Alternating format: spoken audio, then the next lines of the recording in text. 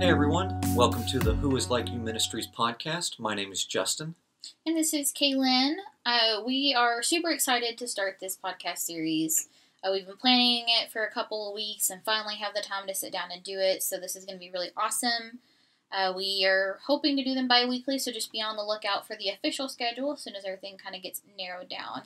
And we're going to, of course, go through a bunch of different topics, but this week is one that I'm really excited about, and that's King James Onlyism.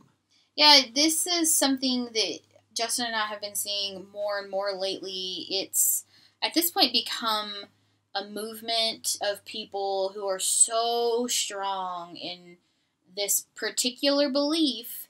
And Justin and I have had several conversations about how it's judgmental. It's I would say they even go so far as to reject any other translation, even the New King James translation, and then also reject someone's Christianity or salvation based on the book that they read. right. And, there are several well-known King James only individuals, I think. Stephen Anderson, I think, is a big one. He's a big one, and then we've also got authors like Gail Riplinger or Peter Ruckman, and then there's just some other. Mostly, I find that, aside from Stephen Anderson, who's in Arizona, a lot of them are Southern pastors. Yeah, and I think it comes down to tradition. I grew up, the few times I went to church going as a child, we only use King James. And, the whole red text thing was a big deal. So I think it's very much traditional. Yeah, well, I do like the red text, I'm not going to lie. And also, there's a lot of verses that you pretty much have to say in the King James Version just because it sounds so good, like the Lord's Prayer or Psalm 23, things like that. Right, and and that goes back to tradition, though. I mean, it sounds beautiful. The King James Bible is beautiful. It's beautifully written. The red text, as you said, is really, really nice. So there's a lot of things about the Bible that is great. And I don't have any issue with people having a preference. That's not my problem. I have preferences of my own. I like the Holman Christian Standard. That's my favorite translation. I just like the way it reads.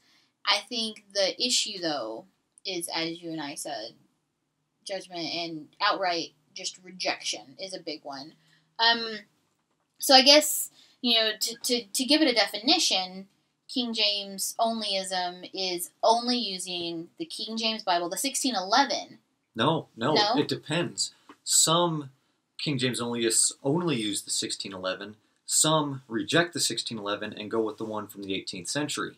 So it really just depends on the King James Onlyist that you talk to. They don't even like King James, as a whole. Right. They just disagree on all kinds of things.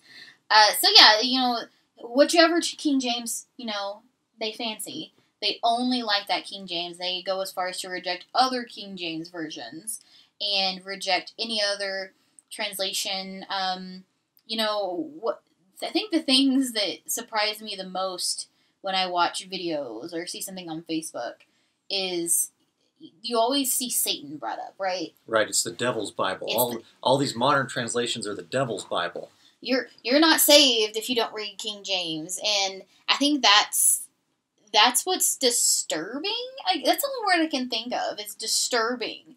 And you'll see these preachers or these ministry workers who will have an open invitation for you to bring them your quote-unquote Devil's Bibles or fake translations. Counterfeit Bibles. And they'll throw them in the trash or burn them, and then they'll give you a real Bible, a King James. Throw the others in the trash. Right, and it's just so... It's so interesting. Like you said, it's almost like they're giving the South a bad rap. Because I'm from Arkansas. Justin is sort of from Arkansas. He halfway is from Arkansas. Half and half.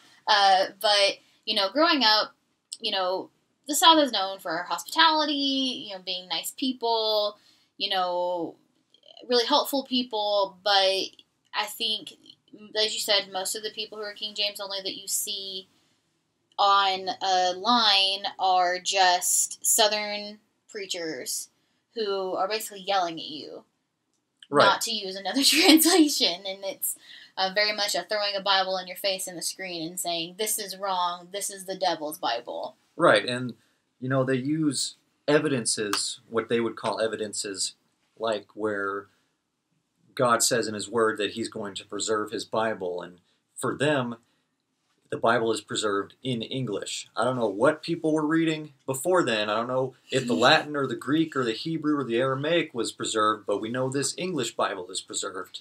And I think that's also a problem too, because they all I'm not exaggerating, all of the ones that I've seen always say God preserved His Word in English.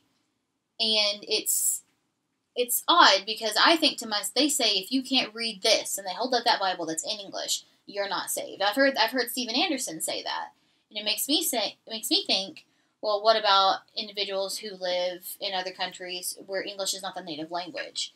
If they read a Spanish version or a German version of Right. King James, What if they still not saved? What if we reach out to someone in India and give them an Indian translation of the New International Version, and they get saved? Does it not count?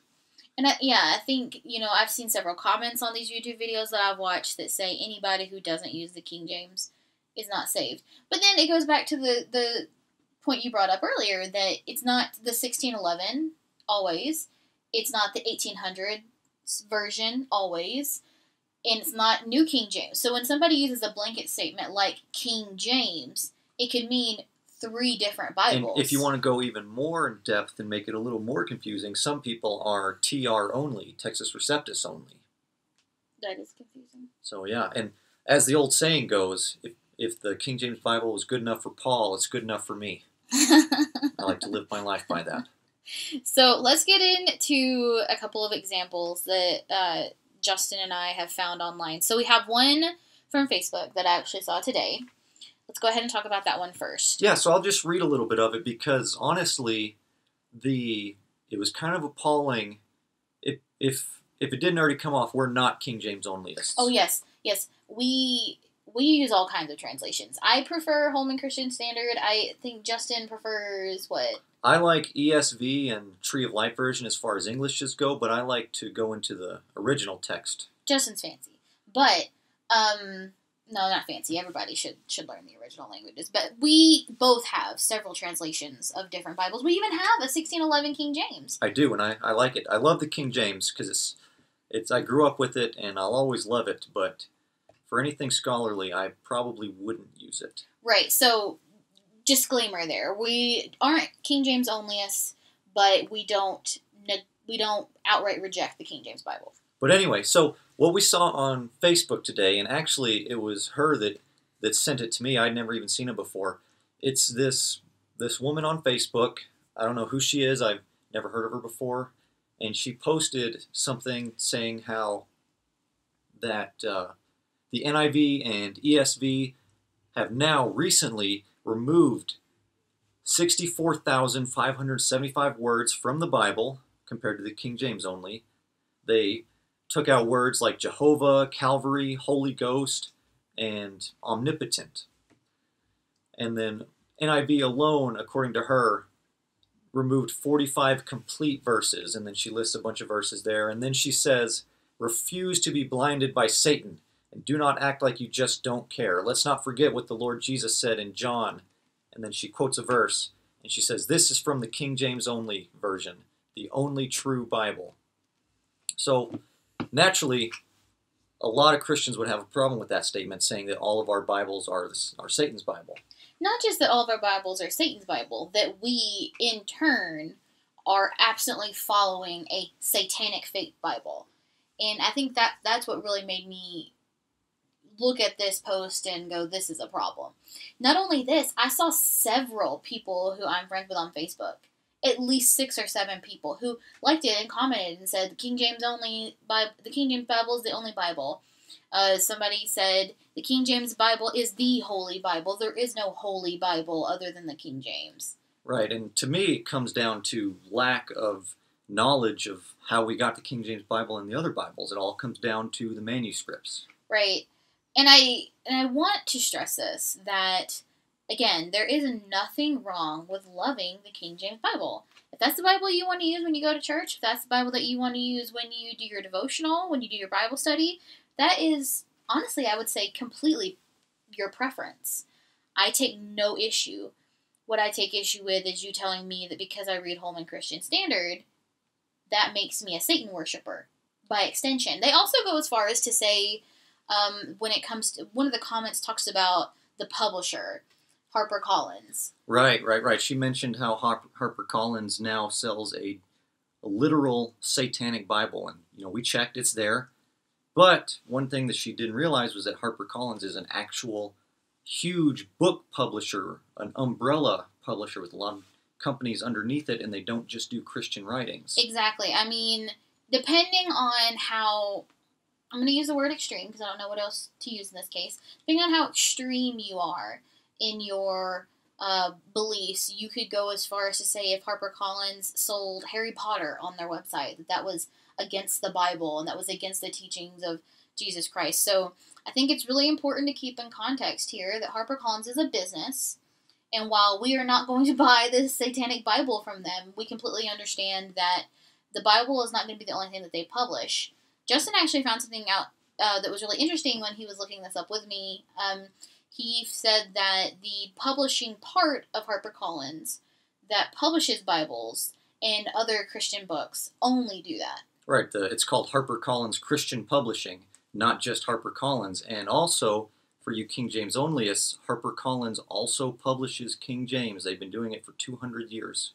So I think it's really important to, now again, this was just a comment on this post. The girl who posted this did not say the HarperCollins comment. It was somebody who was commenting on the post. But I think it's really important for that particular individual to realize that you're harping on a publisher that is highly likely to have published your Bible. So that one was really interesting. I saw a lot of comments. I saw one that said, my friend uses I think it was an ESV.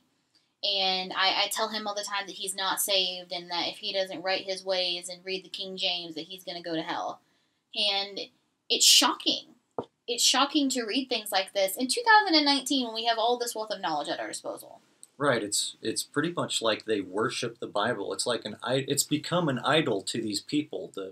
The book of King James has become, it's basically idolatry to a lot of people. Exactly. We have a couple of other things. So the next two are YouTube videos. I went on YouTube and just typed in King James only. And boy, oh boy, there were so many videos. Oh my goodness, so many videos. A lot of Steven Anderson, which is not surprising. He's kind of like the poster child for King James onlyism. He's the big name out there. Well, Kent Hovind is also a big name in King James onlyism, but I'd have to say Steven Anderson is probably the top dog. What does he do? He kicks He likes the to pulpit? He likes to kick his podium and stand on it and scream and shout. He threw something at somebody in one video, or he kicked somebody out. Something like he's very into it. Militant King James onlyist would be a good word, I think. That's a great word. But this video, I will say up front, this gentleman, he was a recording of a sermon at a church. He did seem like a kind person, I would say, clearly loves his congregation. I'd say that was evident throughout the entire video. But he mentioned, again, like we talked about earlier, that the King James Bible is God's Word preserved in English. He specifically said English, and that it is without error. And then he went as far as to say that every other translation is filled with errors. The King James is the only one that did not have errors. I'm not surprised. And I have a couple of quotes here. He said, the Bible literally says it is God's job to preserve his word. What do you think when you hear that? Well, when I hear that, so at first it sounds like the Bible you're reading is what God preserved his word as, because, just a plain text reading. But then if you think about it, you need to think about, how did God preserve his word? Was it in the English Bible that we have now, or was it in what the authors of each book wrote? Did God preserve what Moses wrote, or did God preserve the English translation of what Moses wrote? Right, and I think that quote also makes me think that, I guess at face value, God has a responsibility to us to preserve his word. You know what I mean? That's kind of what I hear when I hear that quote, that, God has to do this. Right, and I believe 100% that God preserved his word. Right. But I believe he preserved his word in the manuscripts of the writers of the New Testament or the Old Testament, not in a really late grouping of manuscripts that ended up being the King James Version. It makes me wonder, what do they think people read before the King James? Do you think, and this is a serious question, this is not a joking question, do you think that they thought that people just didn't, like, nobody was saved at all before the King James? Well, so I was on a different Facebook post. It was an ad for people advertising to learn the original languages. And someone commented on there that he believes that the King James the King James Version is the only Bible, and he thinks that since Jesus was the Word, his word was English because he was the Word, and God preserved his word as in the King James Bible. So God, what he would say was, how do you know God didn't speak English? How do you know that his word wasn't preserved in English? How do you know that since Jesus was the Word, that he wasn't English? I guess my response to that would be, they didn't speak English then, unless it was which, I mean, God would know English. I guess, because he created English. He created the people that created the language, but it wasn't spoken at the time. It wouldn't even be invented for hundreds of years afterwards. Right, so that's almost, it's just full of air. It has no substance, that argument.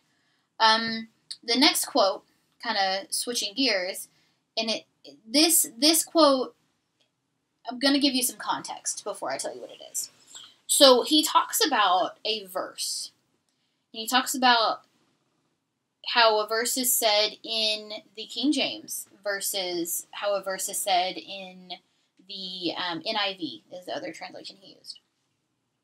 And I forget exactly what the verse is, so forgive me on that. But I know that it is, I believe it was John 8:44 and 45. Well, I thought it was Matthew 5:22, but I'll have to hear the quote. Yeah, so basically the verse says, it's a sin to be angry. The King James says, it's a sin to be angry with your brother without cause. That's a paraphrasing, but it says, that's what the verse says. And then the NIV version says, it's a sin to be angry with your brother. And the preacher took issue with the without cause. And he basically said, it's not a sin to be angry if you have a cause. Not a sin at all. He even goes as far as to give specific examples about when Jesus turned the table over in the tax collectors, Right. How he was angry with them and he had a cause, therefore it's not a sin. And he said, if you were to say that being angry at all would make you a sin, then you're calling Jesus a sinner.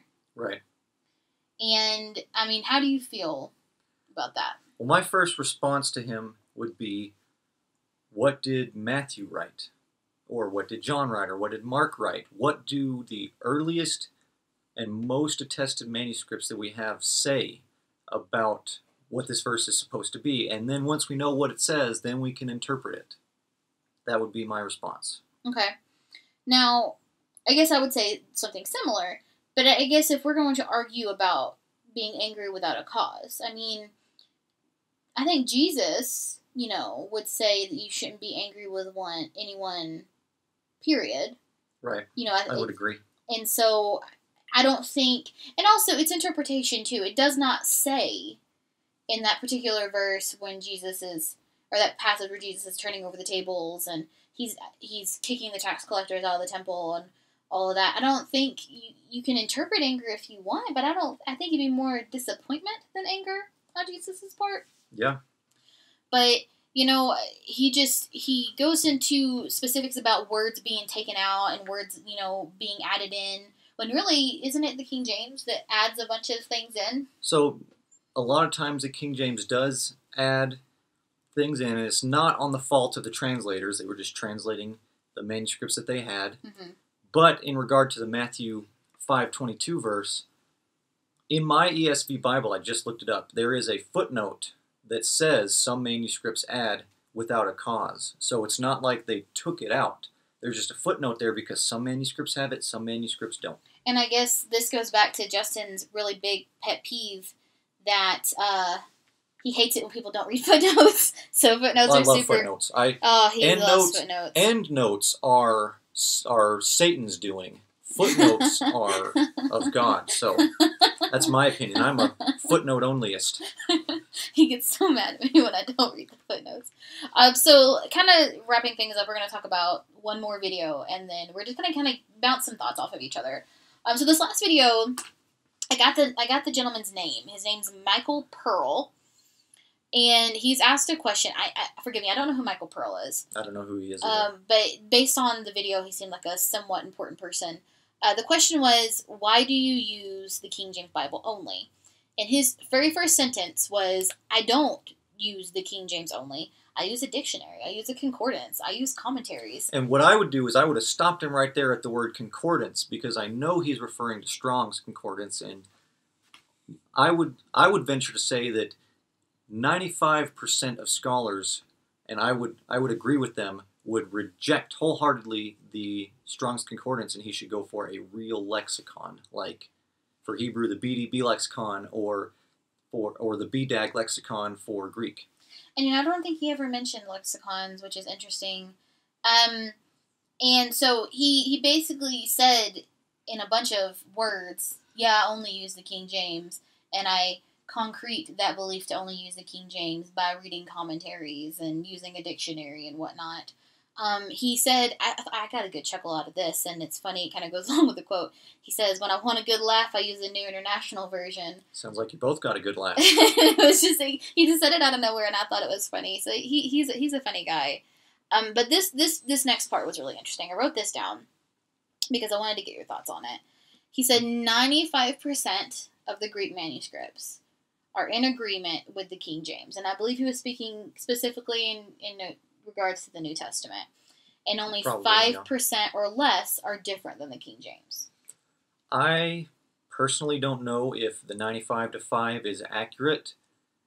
I do know that the King James Version the TR is comprised of the majority text, the majority of the texts of the manuscripts that we have, and those are Greek and Latin and so forth, but they're later in date than the earliest manuscripts that the modern versions are based off of. So he could be right, he could be wrong. It doesn't mean that it's more accurate than the others. Right.